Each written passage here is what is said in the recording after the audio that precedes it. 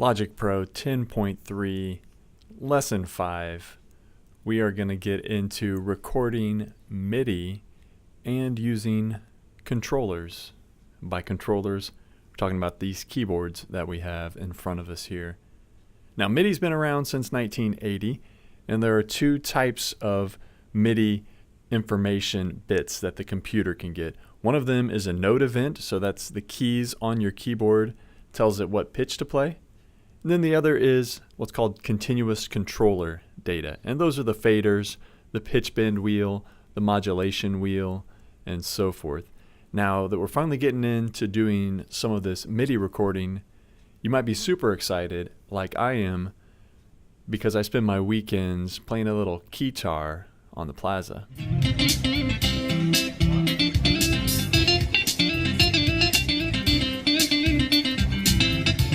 I'm just kidding. That's Guitar Bear, and he's in Boston.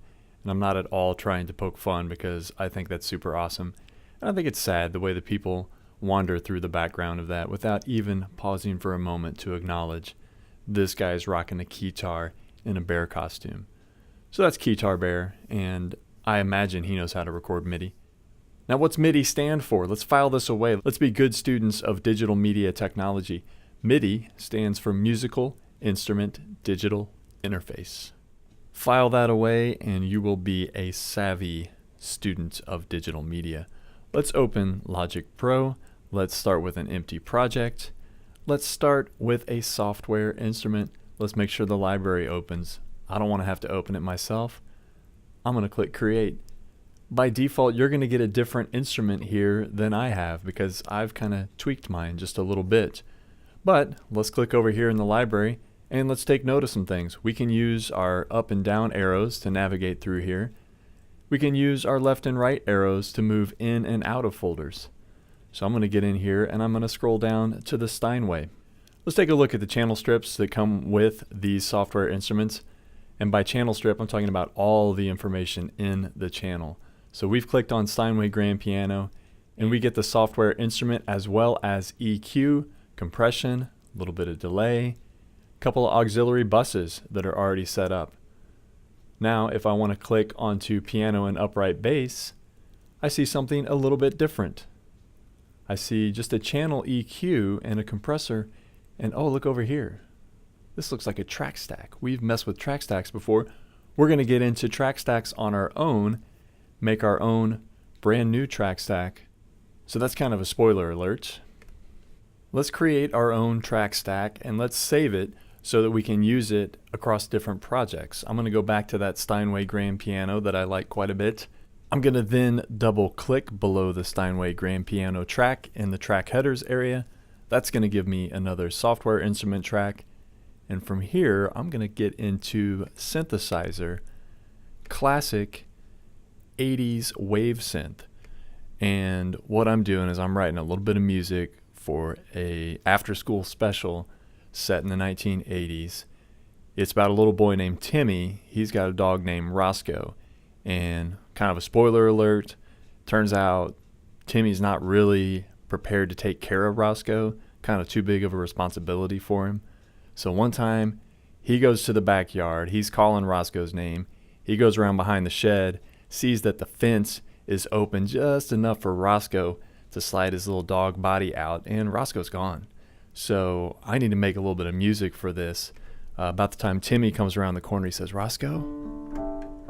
Rosco? And then he starts to realize Roscoe's gone. He starts to panic a little bit. I'm going to create a track stack that puts that Steinway Grand Piano with a little bit of this 80s wave synth, because I think that's the texture that we need for this moment. We may never see Rosco again, to be honest with you. So I'm going to right click after I shift click to select both of those. Right click or control click, and I'm going to choose Create Track Stack. This is something we've done before. Click on Summing Stack, and if I want, I can flip down the details and I can say, what does that mean? Well, this is a multi-purpose track stack that mixes its subtracks, can be saved as a patch. Ooh, that sounds good. I want to save it as a patch so I can use it in the sequel to this when Rosco returns. Rosco's coming back, you guys. Why would Rosco be gone? I would never do that. That's not cool. Create. Here we go. I'm going to double click on this. Call it Rosco's Keys. And I'm going to control click or right click on the icon so that I can get something that looks a little bit better. And none of these seem to work. Oh, I've got my own custom icon that I've included. That's much better. Now I've got my own patch that I've created by combining an 80s synth and a Steinway piano. That's called a patch. I'm going to click save down here. I'm going to call it Rosco's Keys. I'm going to hit enter. And now I've got Rosco's Keys to use whenever I want across any project. That's pretty cool. Now we've got Rosco's Keys set up as a patch that we can use from project to project.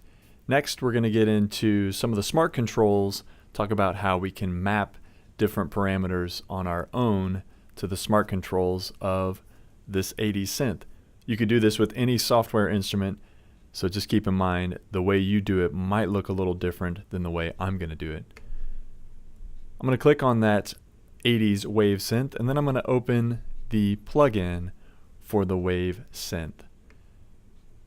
Now I'm remembering a few tips that we've covered already. I can resize, I can use V to open and close, and then B opens the smart controls.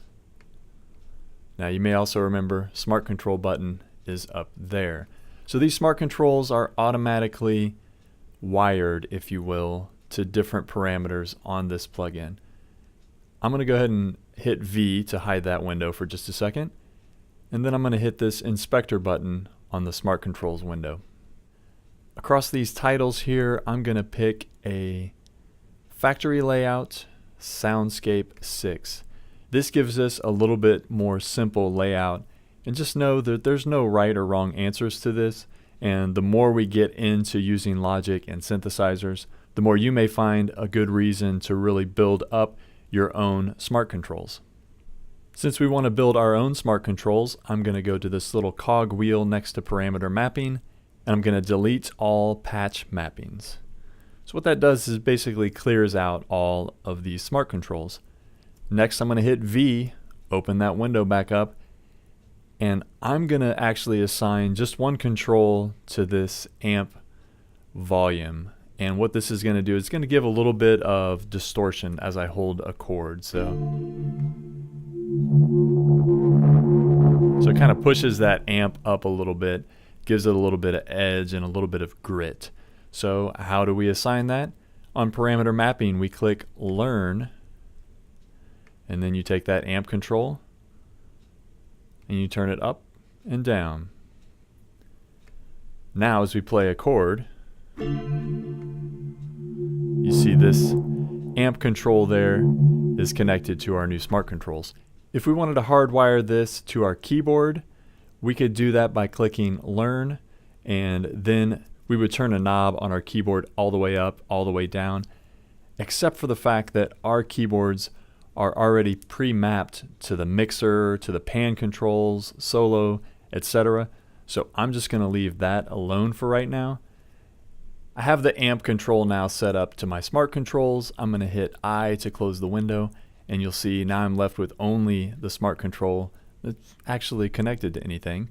V is going to close the plugin window, and as I hit save one more time, that saves this smart control map.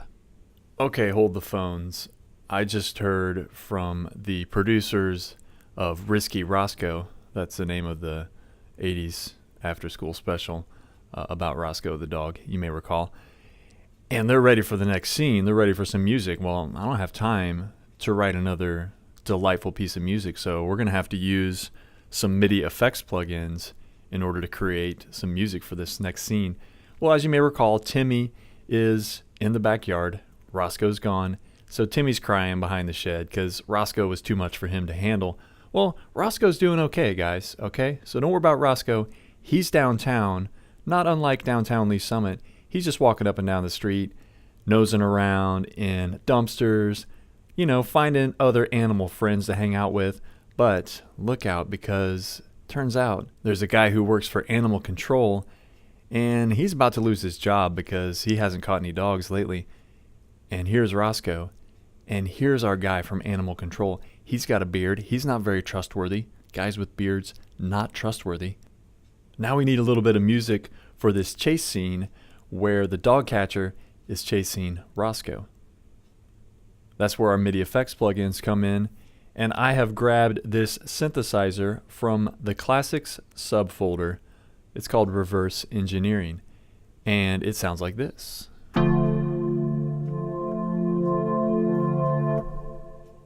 On the channel strip for that Reverse Engineering synth, I'm going to go just above where that plugin is, and here I see MIDI Effects. Of course, these are only going to be available on software instrument tracks. We're going to use the arpeggiator.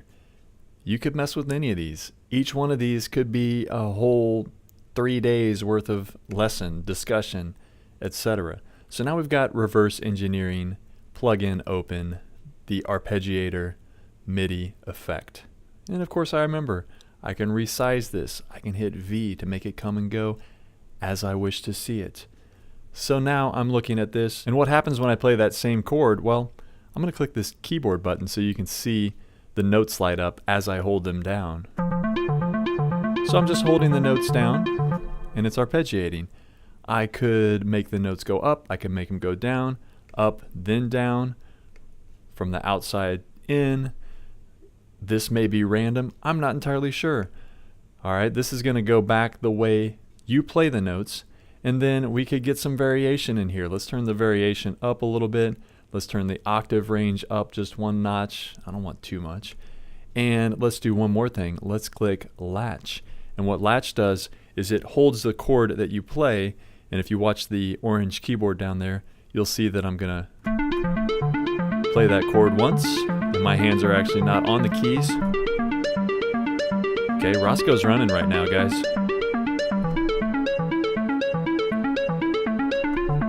Alright, he's turning around the corner.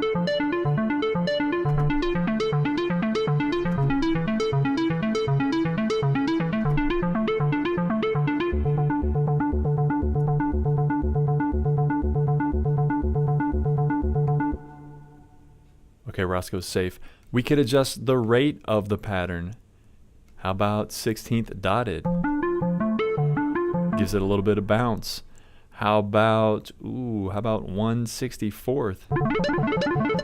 Okay, that's just nuts. Rosco can't run that fast, guys. He's just a little pug.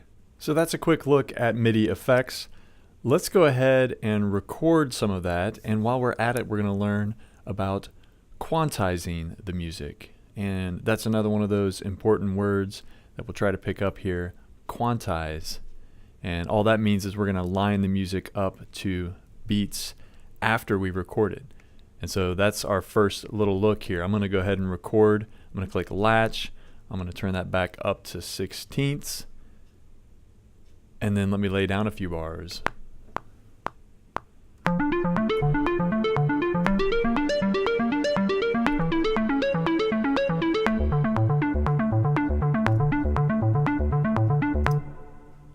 And now I've got that recorded, 4 measures essentially. And what I want to look at is quantize. Right now it's set to off. What happens if I hit enter? I don't hear that first note. You know why? Because I didn't quite play it in time. If I double click to get into that and I hit V to make that window go out of my way, I notice I actually played that a split second before measure 1. So that's where quantize comes in. As it turns out, each of these notes I played lines up with a measure. 1 measure, 2 measures, 3 measures. That's a whole note. So I'm going to click on quantize, and I'm going to click on 1 to 1, and if we watch those notes, they're going to shift just a little bit to line right up with the measures. And that's all there is to it. It's important to understand that quantizing is essential for making things sound like they're really tight and really together in the tempo. Sometimes you don't always want that. In this case, I do want that. It's also nice to know that that is non-destructive. We keep throwing that word around, non-destructive. So I can turn that off and the notes go back to where they were originally recorded. I'm back to record the snippet of music called Rosco's Gone. And I'm sorry to keep bringing Rosco up, but guys, he's our musical inspiration right now. So this theme called Rosco's Gone has this chord in it. If I look at the LCD display right in the middle of Logic, I see that that is a D with a lowercase m. So that's a D minor chord. So that's kind of the Rosco's Lost chord. It turns out that's not the chord of Rosco being found. That chord sounds like this. That's when Rosco's found. I see that's a G sharp 11, so a G major with the sharp 11. I'm going to add the sus2. So Logic actually does a pretty good job of identifying the chord that you're playing. I bumped the tempo up just a little bit. If I want to, I can get into the metronome settings and make some modifications there. I've got it set up, ready to go. You can change things if you want. I'm going to go ahead and record Rosco's Lost.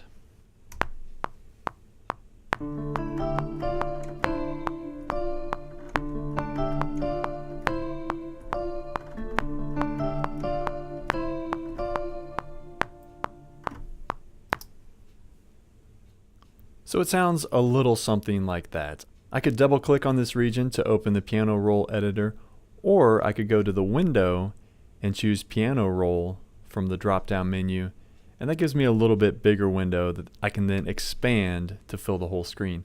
Well, if I look at this, it's kind of a mess rhythmically. So I'm going to go ahead and select all, and I happen to know I was playing 8th notes, 1 and 2 and 3 and 4 and. So I was playing 8th notes. So I'm going to change my quantize setting to 8th notes, and you'll see they shifted to line up with 8th notes. I can adjust the strength of the quantize right here. So now we've quantized the rhythm, but how about quantizing the notes to the scale? Of course, a scale in musical terms is just a collection of pitches that go up and down. That's all a scale is.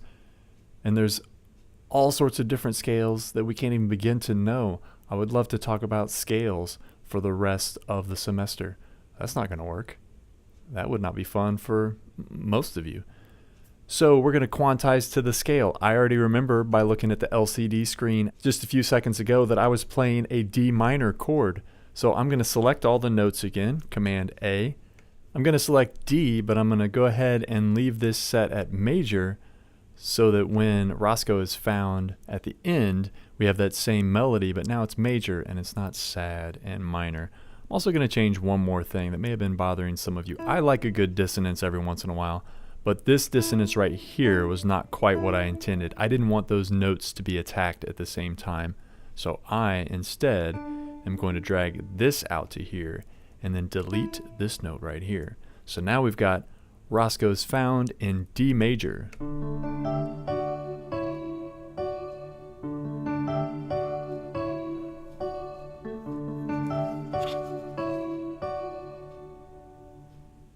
We've got one more little bit to record, and this is, Rosco's been downtown for a couple of days now, and all the shop owners know Rosco, and he comes walking down the street, and they're setting out a bowl of water, and they're giving him treats, and they're high-fiving him and handshaking him. So everybody knows Rosco, and he's got a little beat that goes with him when he walks down the street. So we're going to go ahead and set this up for a little bit of beat. Well, I'm not great at playing beats on the keys, so what we're going to do is we're going to record in cycle mode and create one MIDI region. Go into your Logic preferences, go into recording, check that MIDI is set to merge when cycle mode is turned on. Let's say you wanted to maybe try to play a keyboard solo. You might not want that to merge every time. You might want to make a take folder, kind of like an audio recording. So now you're starting to get smart. You're starting to see ways you can take these things we know and apply them to situations that work for you. That take folder will give you some different ways you can go back and edit. As it is now, we're going to make a drum beat using merge while cycle region is on. So it's merging. I'm going to close that out, and I'm going to slide this over just so we can see it a little bit, and I'm going to turn quantize for this particular track. I'm going to turn quantize to 16th note. So I'm going to go ahead and record a beat, but before I do that, I want to hit Shift K to bring this keyboard up so you can see the notes that I'm playing. You're going to find the drum samples lower down on the keyboard starting on C.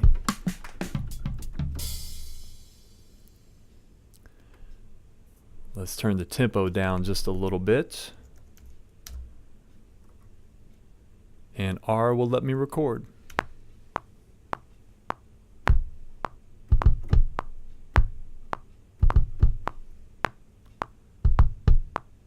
And that's going to play back. I'm going to add a little hi-hat.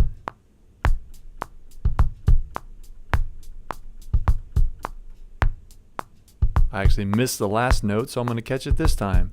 And how about a hand clap on 2 and 4?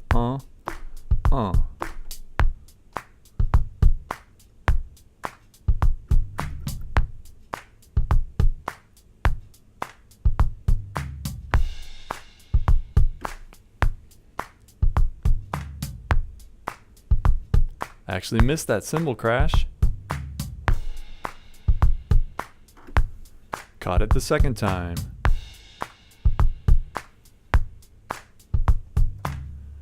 So now we've created a new drum beat by using the cycle mode to merge MIDI regions.